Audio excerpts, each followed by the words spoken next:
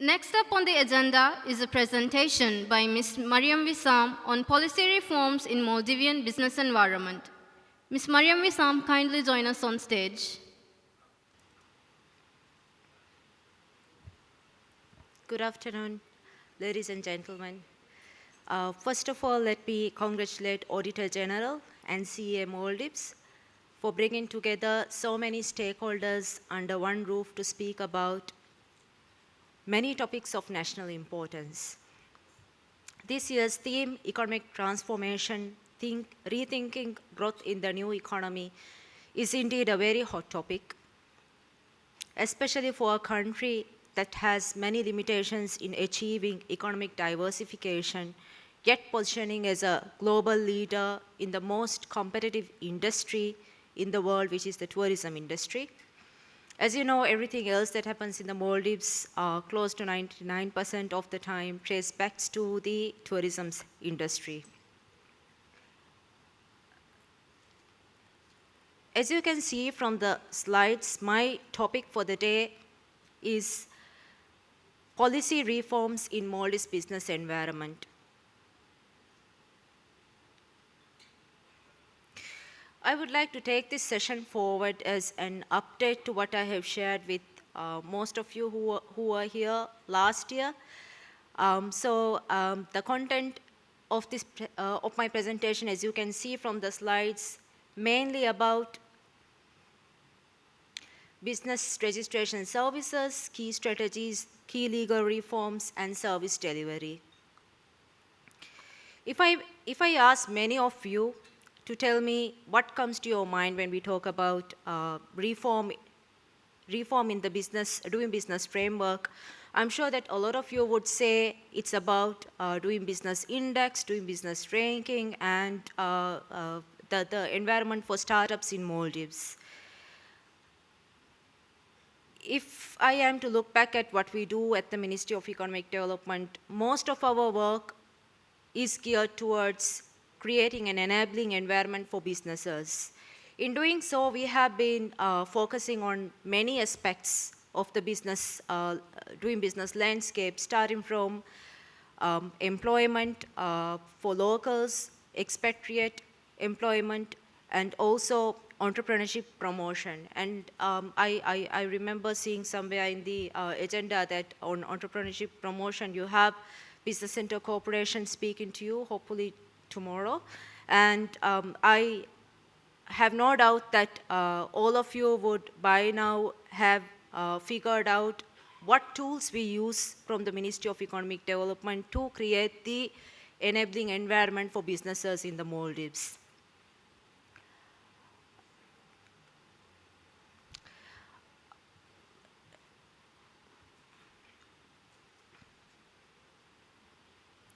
Firstly, I would like all of you to understand the key services that we provide from the ministry, especially under our department. We look at registration processes starting from rulemaking to service delivery for sole proprietorship registrations, company registrations, partnership registrations, cooperative society registrations. When I say registration, all the number of services that you usually find under each and every type of entity is inclusive. And we also do deal with corporate resident visa and business visa. Basically, responsibilities are entrusted under the immigration law. So when we look at the key services, you'll find that a lot of these services are similar in nature. For example, say when it comes to providing services to businesses, we have one single platform, which is the online business portal at the moment. And some of the other services, which are basically dependent services for businesses, like for example, say business visa processing and corporate resident visa processing or facilitation, are also provided through the same portal at the moment. My focus here is basically on our approach at the moment.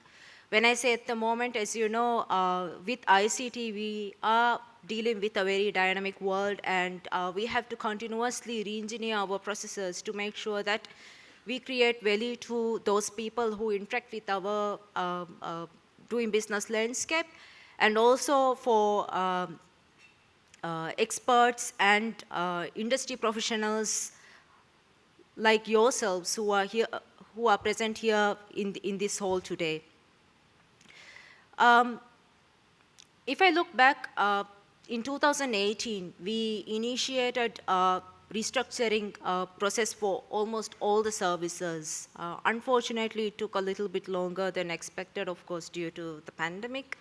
And we are here today, we are proudly able to say that we have been able to achieve a lot, in fact. And as for our strategy, we have been looking at various aspects of the legal framework, the service delivery for businesses, and to this effect, we believe that it's extremely important to look at the key things mentioned here in this slide.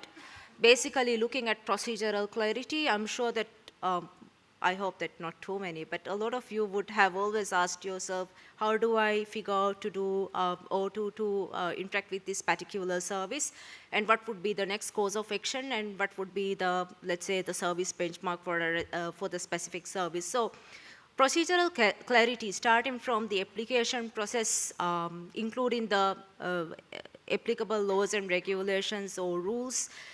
We have been looking at areas where we need to provide more clarity, and as a result, we have brought some changes, and more changes are in the pipeline. In fact, today I will be sharing one of the key changes that we have brought last month. A couple of weeks back, still this month. I was like thinking, okay, we are almost in November, but yeah, this month. And the other aspect is basically deregulation. When I say deregulation, and especially when I spoke about deregulation to some of the registrar of businesses from around the world who were here for the registrars forum in early September, a lot of them were telling me that the bitter experience they have had with deregulation, and the extent to which we should ensure that although we want to deregulate, we also make sure that the key aspects of all types of business registration, starting from certain filing requirements to record keeping, how we should make it mandatory, because at the end of the day, deregulation of all the aspects of doing business is not the best, would not necessarily give the best outcome to any economy. And a lot of countries, starting from the United Kingdom to countries like Singapore, has experienced this. So I would like to focus that although we want to look at deregulation, this is specifically in the areas where there is excessive regulation. The Ministry of Economic Development, as you all know, does not necessarily regulate all the aspects of businesses. For example, say the financial services industry, the Capital Market Development Authority and the Maldives Monetary Authority is responsible and entrusted with the responsibility of regulating the conduct of business. Similarly, food industry, tourism industry, fisheries, agriculture, and also renewable energy sector. If you look at these key sectors, which would eventually play a very important role in our economy, there are multiple agencies and line ministries looking at the conduct of business aspect of these sectors. And we have just one focus, and our focus is to, number one, ensure that whatever the regulation or whatever the rules that apply to these sectors, basically the sectors that are regulated by other line ministries, the rules are not excessive, and it provides adequate room for entrepreneurs to grow, and access to such services, basically what we categorize as business services, are clear, and the procedural details are also consistent. For example, say, if I am to share some experience about the work we are doing at the moment, we are basically looking at all the line ministries, the business processes behind the services that they provide to registered businesses, and trying to streamline as much as possible. And the vision here is, at the end of the day, if a service is provided to a business, the line ministry should not be asking for incorporation documents, or even, let's say, for example, the constitution documents, because these important information or the records are already with the government, and not all the times the constitution documents carry provisions that line ministries has to look at. And often, if you, like for example, say if I work for a bank, and if I am the compliance manager, I should not be looking at the constitution documents unless otherwise there's a requirement for me to look into it. For example, say if it's about creating a charge over the shares of the company, there might be a requirement to ensure that the relevant provisions are incorporated in the constitution document, meaning memorandum and articles, mainly articles of association, that does not prevent, for example, say the company from creating a charge over the shares. So my point here is, it's I do also appeal to everyone who is here in the hall to advocate for this, because advocacy done by the ministry itself is not sufficient at the end of the day, and there's also a requirement for, or the need for, professionals to start advocating what documents or what information a business or even an individual transacting with a business should be looking at the end of the day. So the business process reengineering is also one of the key aspects that we are looking at. And here, like I said earlier, we are starting from the applicable laws and regulations to the tedious procedural details that we have to look at when it comes to providing a service. We are looking at what is there at this point in time, and what are those that we can immediately repeal. For example, say with the enactment of the Electronic Transactions Act, we can now get rid of all the paper-based documents that are required apart from the incorporation documents. So we have been removing a lot of these unnecessary hurdles for businesses, because right now it's to some extent it's a parallel process where a lot of entrepreneurs, they have to fill the e-forms and also at the end of the day upload certain documents, and also in some cases present the original documents to the ministry. So we are trying to harmonize these processes. And another aspect is how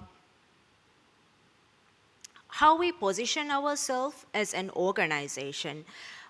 This might be a little bit new for many of you, because we haven't really gone out there spoken about it as much, but we foresee that the Ministry of Economic Development, especially when it comes to business services, we will no longer be providing over-the-counter services.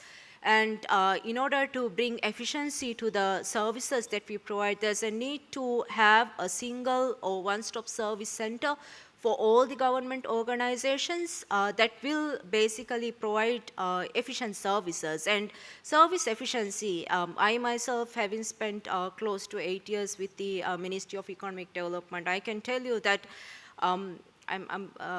please don't take offense in what I'm saying, but I can tell you that the civil service of the country is not designed to cater for services that has extremely high demand, and also for the types of services that needs to be re-engineered from time to time.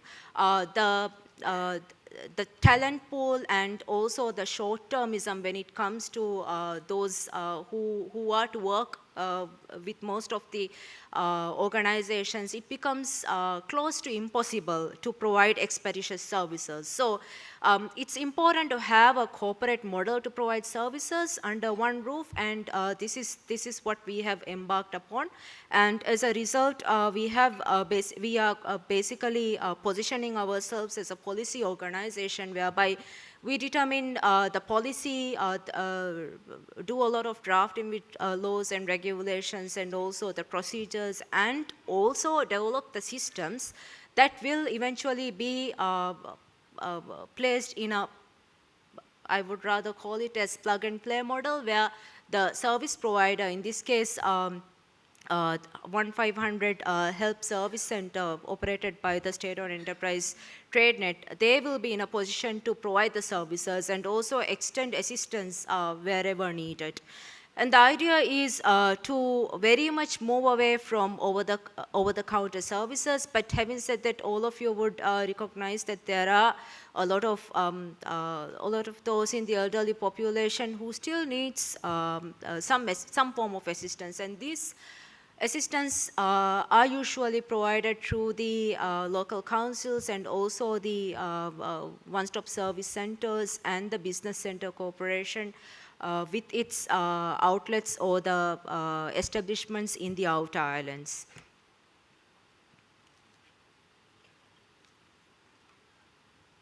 These are just the key strategies. I don't necessarily want to go in detail, but I would like to point out that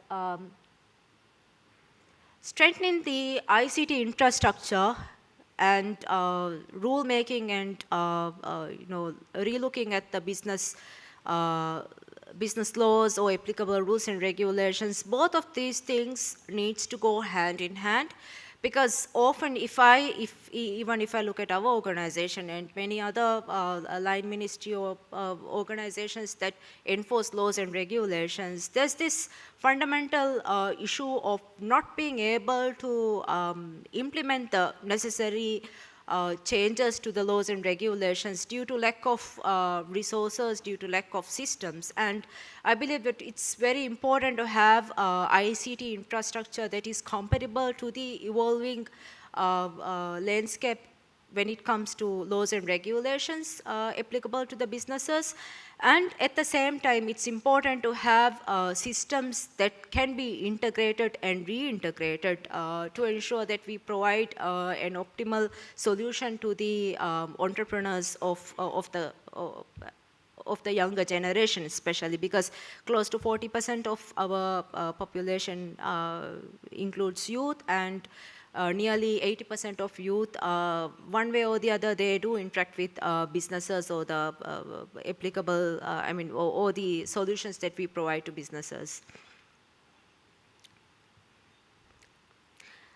In the next slide, I have included some statistics, not to say that this is the reason why we sometimes fail to provide good services or better services to our customers, but the focus here is to share the different types of or different scenarios that our colleagues, they have to interact when it comes to providing services, and you can find the key services here.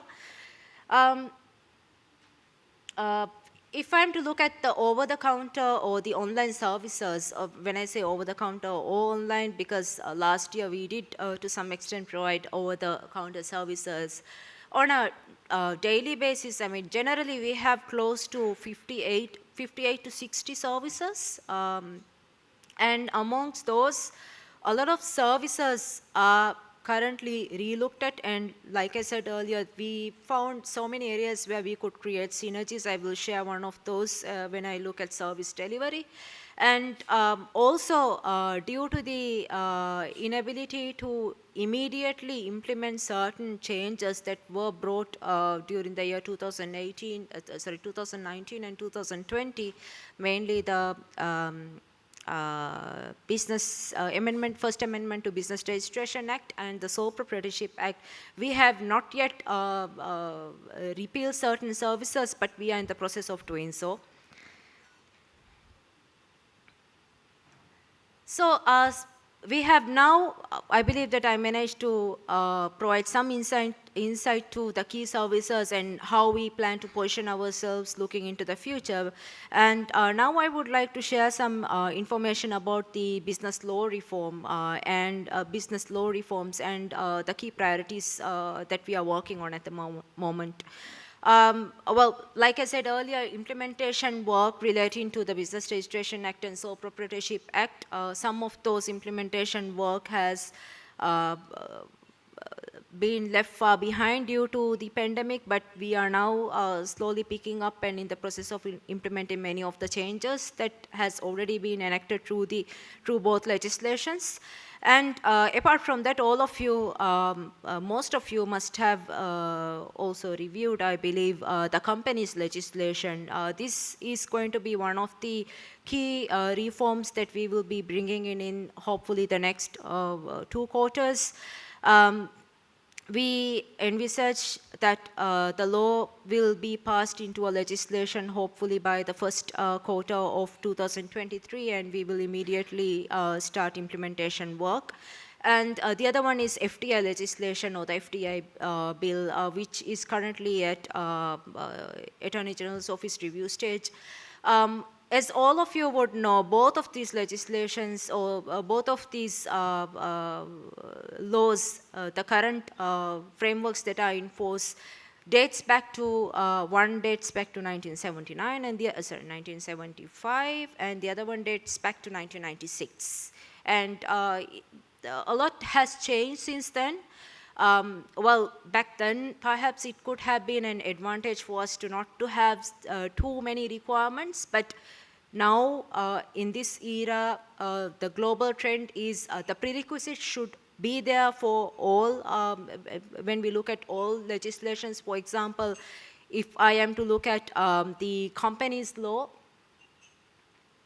the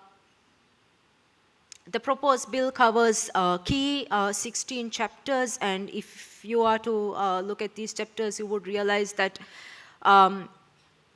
as accountants, all of you will definitely appreciate the need for introducing new provisions such as single shareholder companies, directors' duties, instances where directors will be disqualified, the need for removal of company secretary being a mandatory requirement. A lot of you would know, and most likely would have also advised, in Maldives, there has been a requirement for 2 shareholders to be present when it comes to incorporating a company, and one of them usually is, I mean, some they translate it as both of them will be directors, one of them will be the managing director and the company secretary, and these unnecessary requirements has been there, and we have not necessarily brought much reform over the past years, and as a result, there has been I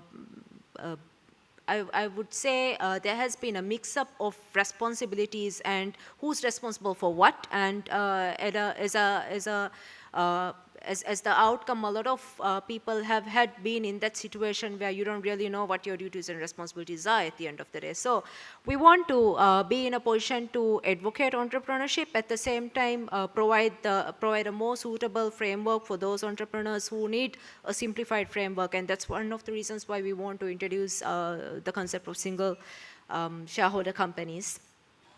And also, I failed to mention, many of you would have, and I believe that a lot of you in this hall would qualify to act as professional directors in companies. And in the case of professional directors, at the moment, the law does not cater for individuals to appoint professionals as professional directors of the company, because it has to, I mean, as far as the law is concerned, it has to be I mean, one has to be a shareholder to become a director. So this requirement will also be repealed, and we will create the market, I would rather say, because all of you would most likely be in a position to fill such positions. So we will eventually create a market for professional directors, and I believe that echoing a lot of wise words and experiences shared by Dr. Fazil Najib and Mr. Mohammad Hussain Manik, we do recognize the need for creating that environment for entrepreneurs to flourish. So I believe that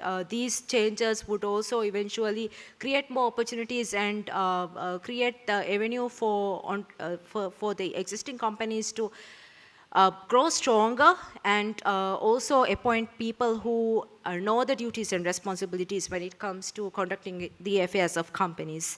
And the other one is devolving the regulations. If you look at the draft bill, we have also devolved the regulatory responsibilities for public companies to the Capital Market Development Authority, or rather termed as the Securities Market Regulator in the legislation. The idea is to entrust the responsibilities with the Securities Market Regulator, and also depending on the types and restrictions that the public companies has been facing in the past, to use those experiences to create a more robust framework to regulate public companies. So in the future, hopefully the rules and regulations applicable to the public companies will be initiated by the Securities Market Regulator.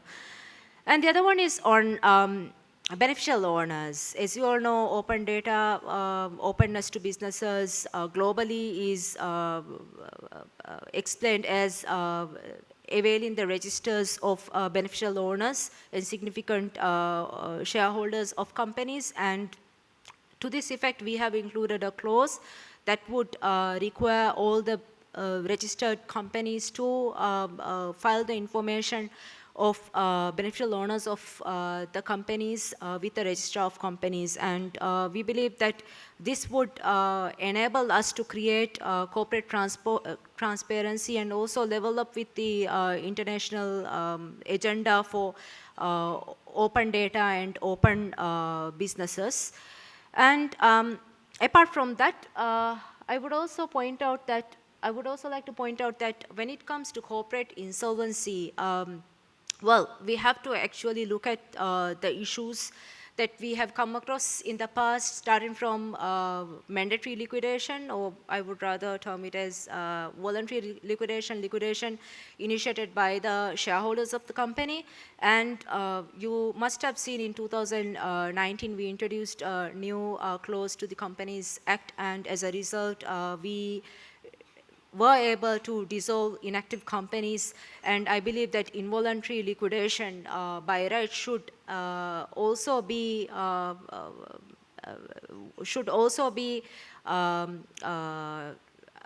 would rather say should also be compared with the insolvency regimes globally. And to this effect, we are in the process of drafting a corporate insolvency bill, and we believe that with the new companies bill, will be able to regulate liquidators to a greater extent, because there lacks a sense of accountability. And one of the reasons is because the provisions and to the extent where the liquidators will be held accountable has not been very clear in the rules that we have formulated in the past. And the other aspect is on corporate insolvency. There's a legislation on a draft bill on personal insolvency that is in the parliament, but we believe that there's a need to have a more robust framework for corporate insolvency. And one of the reasons is because, especially with the pandemic globally, as you all know, in terms of investments and in terms of the rate at which business has picked up, entrepreneurs worldwide, they have done a remarkable job. And one of the reasons why they were able to do this remarkable job is due to the supporting infrastructure and frameworks that were present in many countries. Although in the case of Maldives, we don't necessarily have the data on, at the moment, I don't necessarily have the data on how many businesses had to close shop because of the pandemic. We don't necessarily know that at the moment, but we believe that if we have had a corporate insolvency framework where businesses were able to appoint administrators and resuscitate their businesses, or what we sometimes term it as rehabilitate their businesses, it could have been an excellent opportunity for a lot of businesses in the same industries to be merged. And at the same time, it could have been a great opportunity for a lot of entrepreneurs to find alternatives in terms of identifying and valuing and identifying what other alternatives they would have if they are to restructure their businesses. So the need for corporate insolvency, I can't necessarily stress enough, but we will be drafting one, and we will hopefully submit to the Parliament next year. I can see that my time is up, but I have just, I think, yeah, just one slide Here, I did just now touch base on the importance of service reforms, and I think I have covered most of it, but I would like to still elaborate on the last point where I want to talk about APIs. I'm sure that a lot of you would have one way or the other the opportunity to interact with many developers working with the line ministries or with other government agencies, and I would like to call upon each and every one of you to use whatever the opportunity that you get to advocate for APIs. Everyone, like almost every other organization, is working on new developments, and usually even we have had that experience. We sometimes make it the least of our priorities to develop the reporting modules and APIs, and I think that's where we fail to get the timely opportunity to integrate our system. So there's a need to have a mechanism whereby we can advocate for wider use of APIs among government agencies, and alongside, I think those data or those information that is not sensitive should be shared with the private sector so that they can also provide timely solutions to entrepreneurs.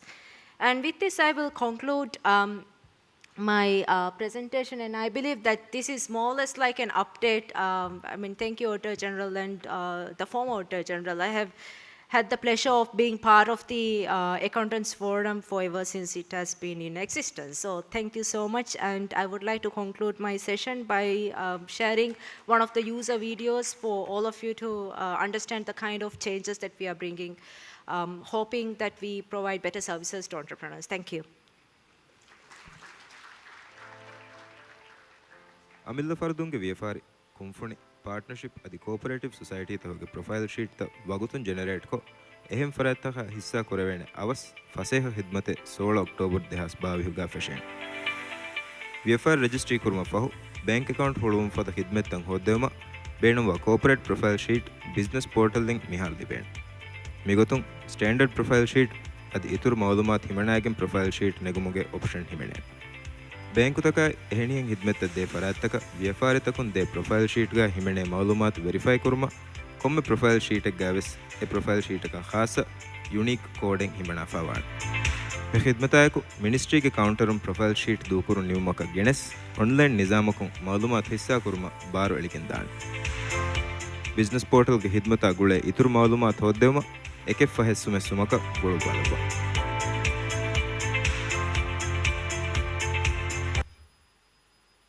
Thank you. I would like to open for Q&A. I think we still have, I hope that I have just, I can still take 2 questions, perhaps.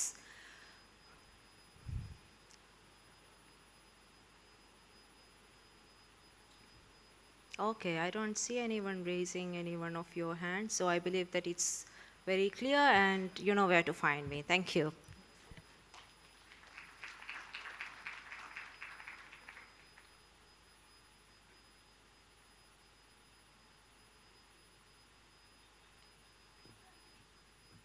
Thank you, Ms. Visam. Next on agenda is a panel discussion on transforming state-owned enterprises sector case for privatization. But before we commence the panel discussion, we have a video presentation on the topic by PCB.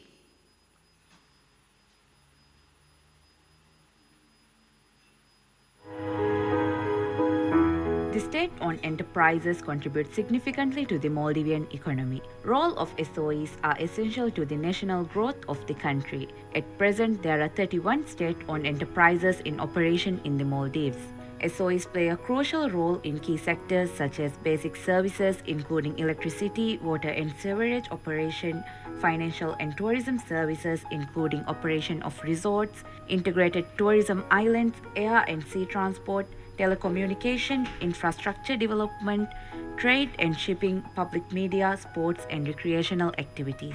Companies such as Maldives Airports Company Limited, Island Aviation Services Limited, and Addo International Airport Limited are engaged in airport and flight operations.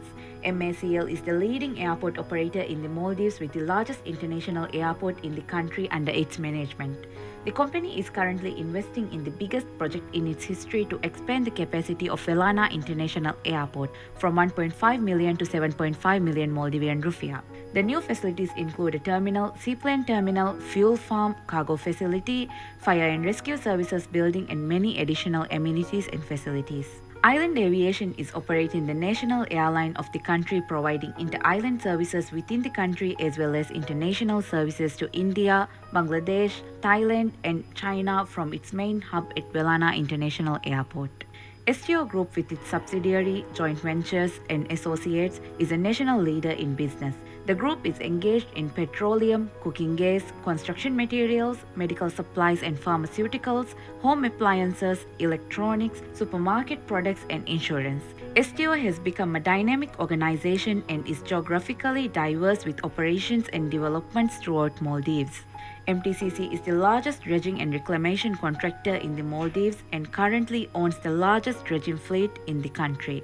MTCC has currently been managing various projects including construction of harbors, airports, shore protection and dredging and reclamation, roads, buildings and causeway projects. Today, the company offers a diverse range of services and have positioned itself as one of the strongest business entities in Maldives. MWSC's main business is to provide water and sewerage services. However, the company also engages in water and sanitation construction projects. This construction segment of the company has been growing rapidly and contributes to over 26% of the total revenue for the year 2021. Road Development Corporation is also operating in construction sector, specifically in road construction. Currently, the company conducts various road development projects in various locations in Maldives. The company is also engaged in selling bricks and precast materials. Although the company was formed recently, they have already gained good reputation and has built a distinct brand. Companies such as Fahidiriulang Corporation and Housing Development Corporation are engaged in housing development sector. HDC, being the master developer of Hulumale, have been conducting numerous projects in Hulumale Phase 1 and Phase 2. FDC is currently undertaking 2 housing projects in Hulumale for construction of 4,000 social housing units. At the end of 2021, these companies had a combined total asset of value 158.7 billion Maldivian rupiah. Among these SOEs, HDC is the highest asset-based company with total asset value of 46.3 billion Maldivian rupiah. This is largely due to HDC's significant investment in properties. Second largest asset base is seen in BML with total assets of 39 billion Maldivian rupiah. In addition, MACL is also a high capital intensive company due to the capital work in progress, including the new runway, fuel farm, and cargo and passenger terminals. In terms of revenue, SOE sector have generated total revenue of 31.9 million Maldivian rupiah in the year 2021. Highest revenue generating companies in 2021 are identified as STO, HDC, MACL, and BML.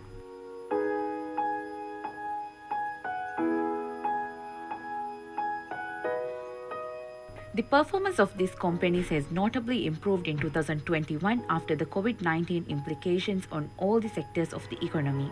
STO, being the country's largest trading company involved in importing medicine, staple foods and fuel, has achieved a revenue growth of 41% mainly from fuel segment. HDC's significant revenue growth is mainly from the sale of 7,000 housing units. In 2021, MACL handled a total number of 3.7 million passengers, which is a growth of 107% compared to previous year. Therefore, traffic revenue of MACL increased by 131% compared to 2020. Similarly, non-traffic revenue has also doubled in 2021, mainly from fuel, consignment, and lounge income. The performance of MWSC also improved as the economy continues to stabilize and grow, with government, public services, and businesses reopening after closure due to COVID-19 pandemic. In terms of profitability, SOE sector has reported a total profit of 5.4 billion Maldivian rupiah for the year 2021. The highest profit was contributed by BML, HDC, MACL, and Dirago.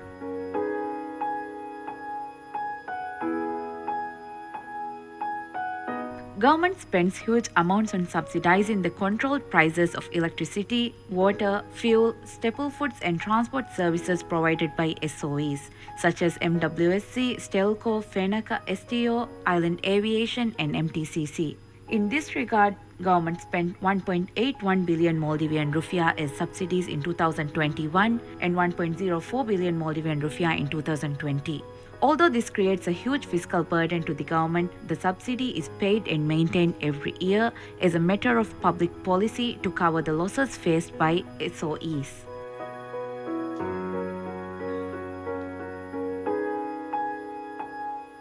SOE sector is a major job creator in Maldives. SOEs currently employ more than 22,000 employees and the workforce is expected to grow with growth of key infrastructure developments. As per the PCB Act, the main responsibility of PCB includes organizing and carrying out privatization and corporatization of government businesses, monitoring and evaluation of the state-owned and shareholding enterprises, as well as ensuring corporate governance principles are adhered by SOE boards and management. Some procedures and models that can be used to privatize a government business under PCB laws are IPO, competitive bidding, strategic partnerships, full and partial divestitures, FPOs and OFS, and employee-owned or ESOPs. There are gaps in the current legal framework, particularly in relation to the ownership policies of SOEs, mechanisms for recurrent review of their mandate and its relationship to the public and economic policy. Accountability and governance of SOEs need to be further strengthened by reforming existing laws.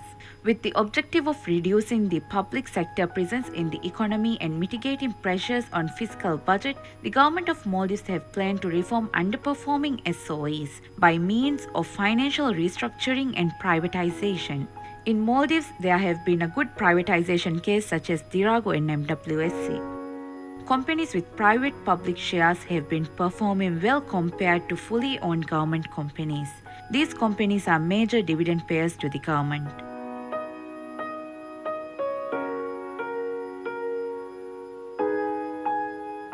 PCB is working towards a fully independent professional body, working on institutional strengthening of all the SOEs on issues of good governance and international best practices of accountability and transparency, enabling SOEs towards sustainable development and better performance through efficiency and effectiveness, contributing greater value to its stakeholders and to the economy.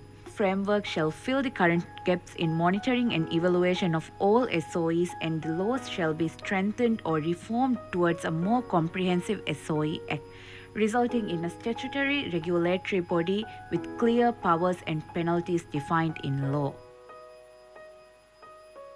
I'm sure after this video presentation, everyone is eagerly waiting for the panel discussion.